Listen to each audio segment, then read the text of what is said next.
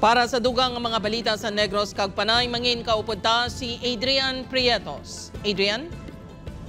Madamo nga salamat, Jert, mga kapuso. 3 kabalay na sunog sa barangay Bacau, Mandurriao. Samtang sa Negros Occidental, isa ka persona patay sang natrap sa nasunog nga balay. Yaring balita nga itong gintutugan.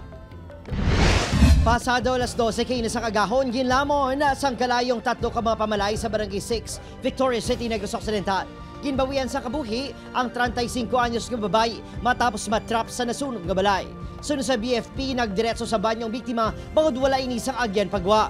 Di ang tao nga ara sa sulod sa balay nga kasunog, the initial instinct is to go to the CR because may ara dito sa tubig.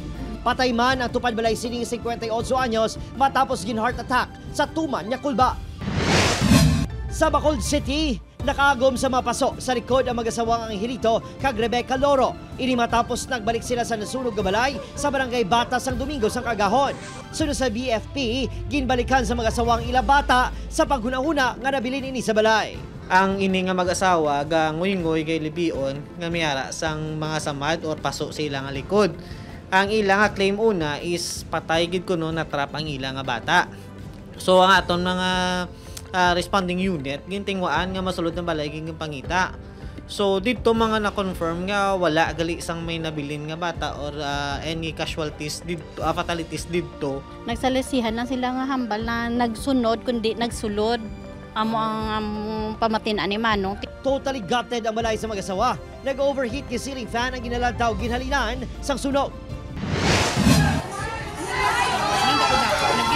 Samtang, madasig nasunog ang pila ka mga pamalay sa barangay Bacau, Mandurriao, Biyernes ang gabi.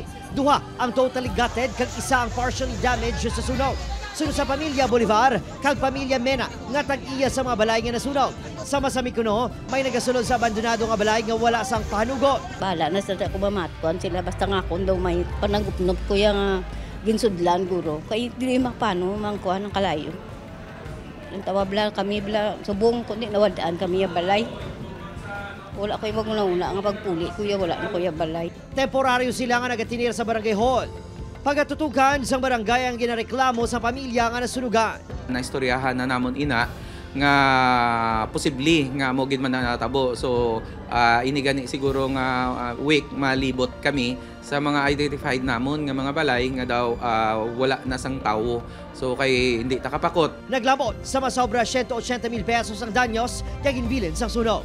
Opo, Kiringil Casillo, Adrian Bretos, 1 Western Visayas.